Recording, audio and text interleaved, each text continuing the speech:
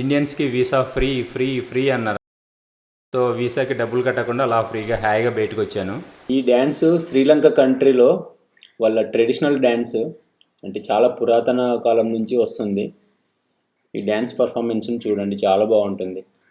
వాళ్ళ శ్రీలంక స్టైల్లో వెల్కమింగ్ చెప్తుంటే చాలా బాగా అనిపించింది. ఆ డ్యాన్స్ కానీ, ఆ గెటప్, ఆ మ్యూజిక్ అంతా.